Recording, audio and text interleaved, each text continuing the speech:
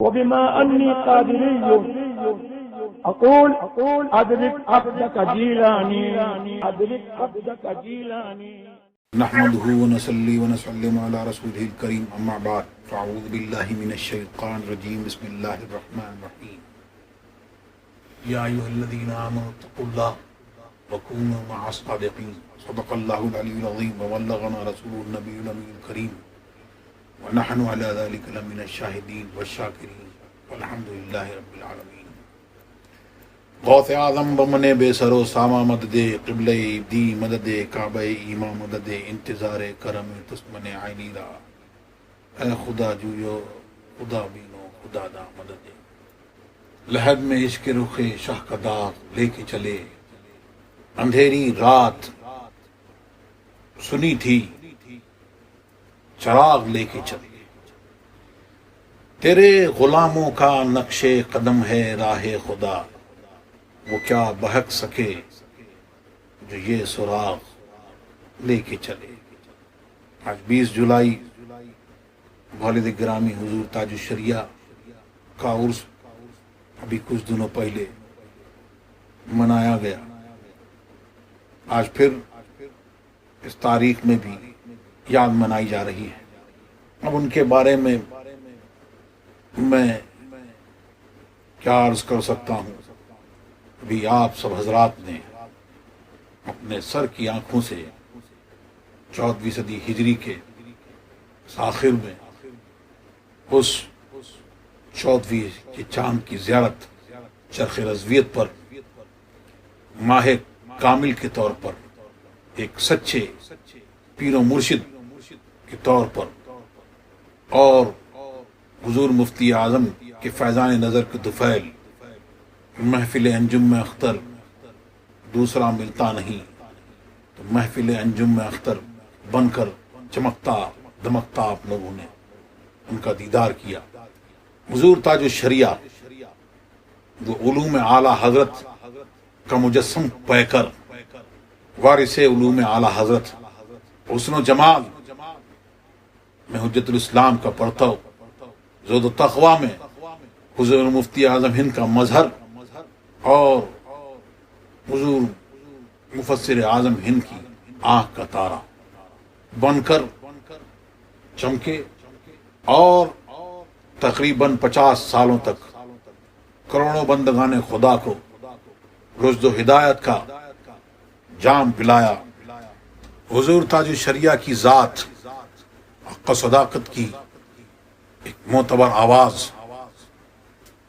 ان کی ذات وہ حق کی علامت اور شناخت ان کی صورت دیکھ کر ان کی سیرت دیکھ کر ان کا چہرہ دیکھ کر خدا یاد آئے. وہ جس راہ سے گزرتے تھے گویا ہوائیں رک جاتی تھیں فضائیں ٹھہر جاتی تھیں. ایسا محسوس ہوتا کہ بڑھتے ہوئے قدموں میں زنجیریں ڈال دی گئی. ہر چلتا پھرتا ہوا مسافر ٹھہر جاتا ٹھٹک جاتا تھم جاتا اور ان کے حسن میں کھو جاتا. اس میں مذہب و مسلک کی کوئی قید نہیں ہوتی. ایمار محبت کا اتنی بڑی تعداد میں اور ایسی دیوانگی کے ساتھ جمع ہونا بہت کم دیکھا. وہ عشق جنو خیز کی ایک ایسی آواز کہ جہاں بلند ہوتی تھی تو زمانہ وہیں ٹھہر جاتا دنیا ان کے قدم بقدم ہو جاتی اور اہل عقیدت ان کے قدموں میں اپنا سر نیاز خم کر دیتے تھے. وہ اپنے دور میں اپنے عہد میں اپنی نظیر آپ وہ صورتاً بھی بے نظیر تھے سیرتاً بھی بے نظیر اور علم و عرفان کے اعتبار سے بھی بے نظیر تھے. ان کی عظمتوں رفتوں اور وجاہتوں کو دیکھ کر ایسا محسوس ہوتا ہے یہ مصرع گویا انہی کے لیے کہا ہے ایسا کہاں سے لاؤں کہ تجھ سا کہوں جسے. حضور تاج الشریعہ بدعقیدوں کے مقابلے بدعقیدگی کے مقابلے ناقابل تسخیر ایک دیوار بلکہ ایک جبل شامخ بن کر سواد اعظم اہل سنت کے گلشن کی آبیاری کی اور ناموس رسالت صلی اللہ تعالی علیہ وسلم کے تحفظ کے لیے لاکھوں دلوں کو سرکار دو عالم صلی اللہ علیہ وسلم کے گنبد کی جانب لو لگانے کا ہنر بخشا. جس بات کو انہوں نے حق سمجھا، حق جانا اور جس کی تحقیق کری، اس کا پوری جرت و بے باکی کے ساتھ اظہار فرمایا. آپ کی دین کی برکت سے ایمان و ایقان کو ایسی پختگی حاصل ہوتی جو ان کو دیکھتا اور جو ان کی عقیدت میں گم ہو جاتا تو پھر اس بندہ مومن کو بھی باطل کے سامنے سیما سے پر کھڑے ہو کر اور حق بات کہنے پر اس کو بھی کوئی ڈر نہیں. آپ نے اپنے اشعار کے ذریعے، اپنی تقاریر کے ذریعے لوگوں کو دعوت دی، بلایا اور کہا کہ آؤ آؤ، حق کی طرف آؤ، ادھر آؤ، یہاں آؤ گے اور اس پر قائم رہو گے تو پھر تم یہاں بھی فلاح پاؤ گے، اور اس کے بعد آخرت کی زندگی تو مومنوں کے لیے وہاں بھی فلاح پاؤ. وہاں کیا ہے جس کو ہاتھ میں دیا اور غوث اعظم کی بارگاہ سے جوڑ دیا تو فرمایا جہاں میں عام پیغام شہ احمد رضا کر دیں، پلٹ کر پیچھے دیکھیں، پلٹ کر پیچھے دیکھیں، پھر سے تجدید وفا کر دیں، تجدید وفا کریں، تجدید عہد کریں. کس سے عہد کریں؟ کیا دیکھیں؟ تو صحابہ کرام کی زندگی کو دیکھیں، ان کی زندگی دیکھیں، انہوں نے کس طور سے زندگی گزاری اور سرکار دو عالم صلی اللہ علیہ وسلم سے کس طور سے محبت کی، اور بتایا کہ اعلی حضرت کا مسلک کیا ہے، اعلی حضرت کا دین کیا ہے، مسلک اعلی حضرت کیا ہے. وہ یہ ہے نبی سے جو ہو بیگانہ اسے دل سے جدا کر دیں، پدر مادر برادر مال و جاں ان پر فدا کر دیں. تاج الشریعہ نے اپنے کردار و عمل سے ہمیشہ یہ پیغام دیا کہ ظالم کی ہاں میں ہاں ملانا اہل حق کا شیوا نہیں. ایک وقت تھا کہ جب ٹی وی کے ذریعے اسلامی پروگرام کے نام پر فتنہ پروری اور اخلاقی تخریب کاری کا دروازہ کھولا گیا. اس وقت صرف حضور تاج الشریعہ کی ذات گرامی تھی جس نے جماعت کی آبرو بچا لی اور یہ ثابت کر دیا کہ ٹی وی کی اسکرین پر جو بھی پروگرام پیش کیا جائے، خواہ وہ اسلامی ہو یا وہ غیر اسلامی ہو، وہ تصویر ہے، اور اگر وہ تصویر ہے کسی جاندار کی ہے تو اس کا دیکھنا حرام ہے، حرام ہے، حرام ہے، اور غیر جاندار کی ہے تو اس کا دیکھنا اگرچہ جائز ہے، پھر بھی احتیاط اسی میں ہے کہ اس سے پرہیز کیا جائے. اس بحث میں فقہ و تدبر، فکر و شعور، تحقیق و تدقیق اور فلسفہ و سائنس کے ذریعے آپ نے حق واضح فرما دیا. اس وقت ایسا محسوس ہو رہا تھا کہ یہ بولتا ہوا قلم کسی اور کا نہیں، امام احمد رضا کا ہے. اور تاج الشریعہ نے فرمایا بھی، ان سے کسی نے پوچھا کہ اعلی حضرت سے آپ کو کیا ملا تو فرمایا اعلی حضرت کی آپ میں کیا چیزیں، تو فرمایا کہ مجھے تحریر اور یادداشت اعلی محسوس ہوتا تھا کہ وہ قلم جو ہے، لیکن قلم جو ہے وہ اعلی حضرت کا ہے. لکھ تاج الشریعہ رہے ہیں لیکن ڈکٹیٹ جو ہے وہ حضور اعلی حضرت امام احمد رضا فرما رہے ہیں، وہ رہنمائی فرما رہے ہیں، جو اس بات کی واضح دلیل ہے کہ تاج الشریعہ کو کوئی یوں ہی نہیں ہو جاتا بلکہ وہ ہوا کرتا ہے جس پر سرکار اعلیٰ کا سراپا فیض ہوا کرتا ہے. حضور تاج الشریعہ کی زندگی الحب فی اللہ والبغض فی اللہ کی چلتی پھرتی تصویر تھی. ان کی دوستی بھی اللہ اور رسول اللہ صلی اللہ علیہ وسلم کی خاطر تھی اور دشمنی بھی انہی عالی بارگاہوں کے لیے تھی. ان کی شناسائی شریعت مصطفیٰ سے تھی. جو جتنا شریعت مصطفیٰ کا پابند ہوتا، جو شریعت کا پابند ہوتا، ان سے اتنا ہی قریب ہوتا، اور حضور تاج الشریعہ سے اس کو اتنا چاہتے، اتنا ہی اپنے دل کے قریب رکھتے، اور جس قدر دور ہوتا اور اب حضور تاج الشریعہ سے اسی قدر اس سے دور و نفور اور بیزار رہا کرتے. اگر کسی نے شریعت مصطفیٰ کی توہین کر دی تو پھر حضور تاج الشریعہ سخت جلال میں آتے. حضور تاج الشریعہ کے وصال کے بعد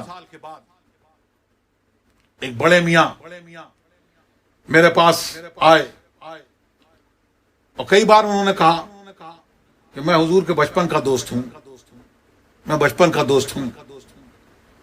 میں نے کہا حضرت کا کوئی دوست نہیں تھا، ان کی دوستی بس دین و سنیت اور شریعت مصطفی سے تھی. جو دربار مصطفیٰ علیہ السلام نے جتنا قریب تھا وہ اتنا ہی ان کا عزیز اور چہیتا ہوتا تھا. آپ کے اس روشن وصف کا ایک زمانہ شاہد ہے.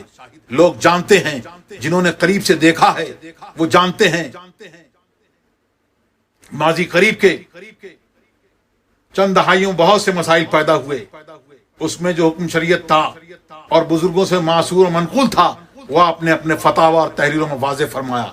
اس معاملے میں آپ نے نہ کسی کے اونچے قد کا لحاظ کیا اور نہ کسی اور بات کا.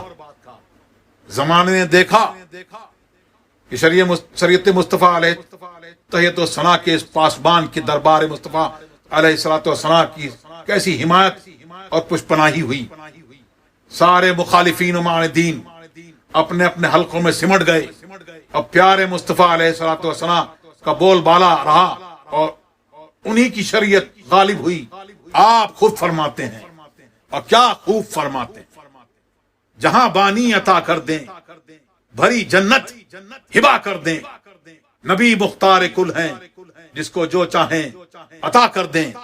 جہاں میں ان کی چلتی ہے وہ دم میں کیا سے کیا کر دیں. زمین کو آسماں کر دیں، سریا کو سرا کر دیں. ہوا میں اڑنے والے یوں نہ اترائیں، ندا کر دیں. وہ جب چاہیں جسے چاہیں اسے فرما روا کر دیں. مجھے کیا فکر ہو اختر، میرے یاور ہے وہ یاور. بلاؤں کو میری جو خود گرفتار بلا کر دیں. اور اس طور سے لوگوں نے دیکھا اور مشاہدہ کیا کہ جو بلائیں حضور تاج الشریعہ پر مسلط کرنے کی کوشش کی گئیں وہ خود گرفتار بلا ہوئی. 1986 میں جب سعودی وہابی حکومت نے نماز میں وہابی امام کی اقتدا نہ کرنے اور اعلاء کلمۃ الحق کی پاداش میں والد گرامی کو گرفتار کیا اور قید و بند کی صعوبتیں دیں، تو وہاں سے رہائی کے بعد ممبئی اور بریلی شریف میں آپ کا استقبال ہوا اور متعدد جگہ بیانات ہوئے. بریلی شریف کی جامع مسجد میں بیان کے دوران حضور تاج الشریعہ نے فرمایا لوگ وہاں ہتھکڑی لگائی ہوگی تو وہ لوگ کہتے کہ حضور یہ نہ بیان کریں، ہتھکڑی لگائی یہ نہ بیان کریں. حضور تاج الشریعہ نے فرمایا کہ وہ ہتھکڑیاں جو ان ظالموں نے پہنائی وہ ہتھکڑیاں نہ تھیں بلکہ حضور محمد مصطفیٰ سرکار دو عالم صلی اللہ علیہ وسلم کی غلامی کے کنگن تھے.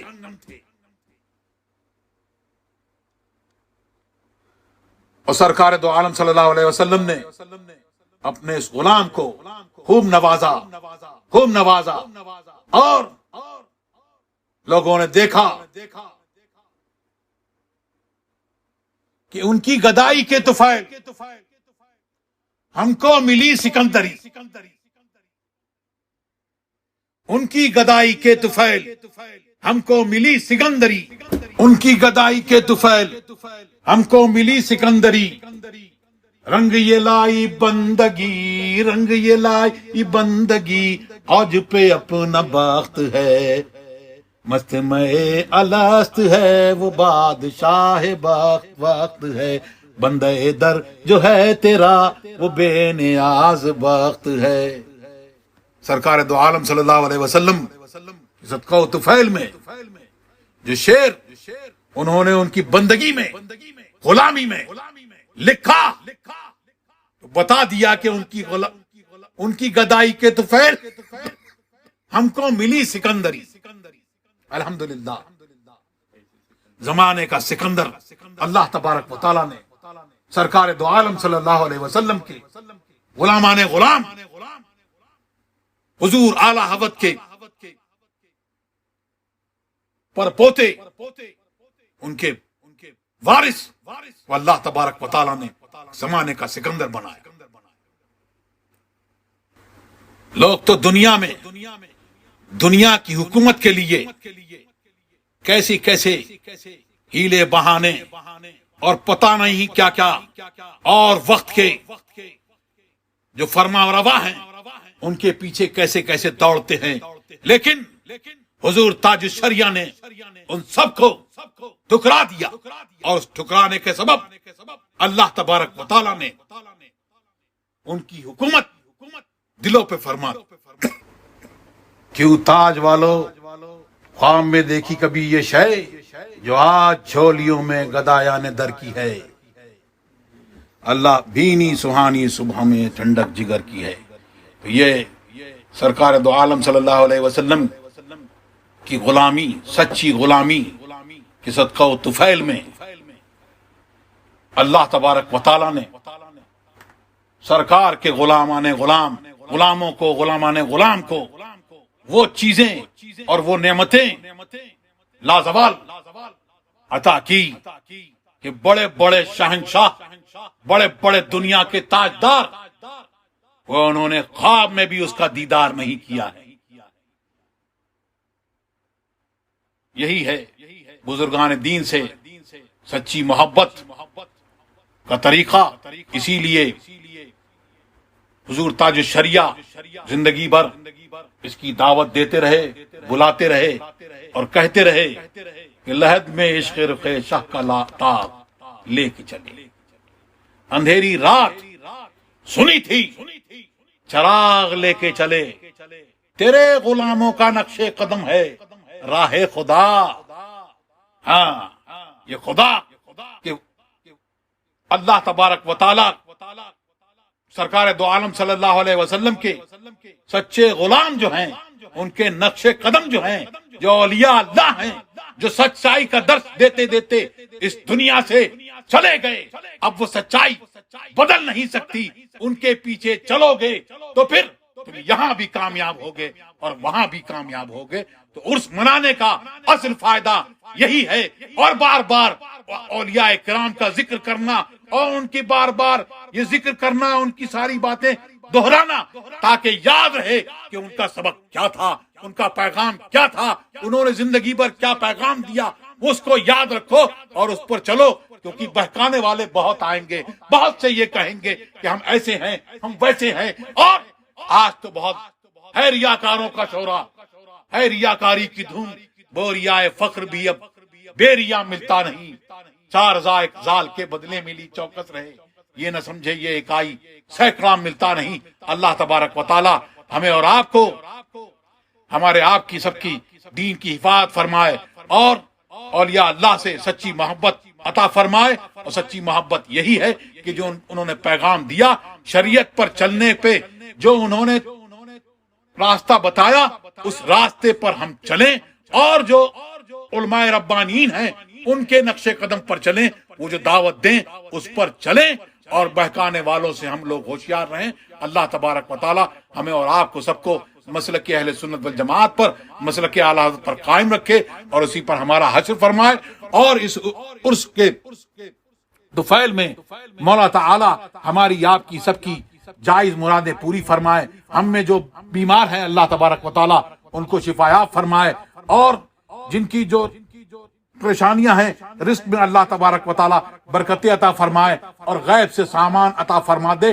اور جو دشمنان اسلام ہیں اللہ تبارک و تعالی ان کو غائب و خاسر کرے، اور مسلمانوں کو اللہ تبارک و تعالی اپنے حفظ و امان میں رکھے. وآخر دعوانا الحمدللہ رب العالمین.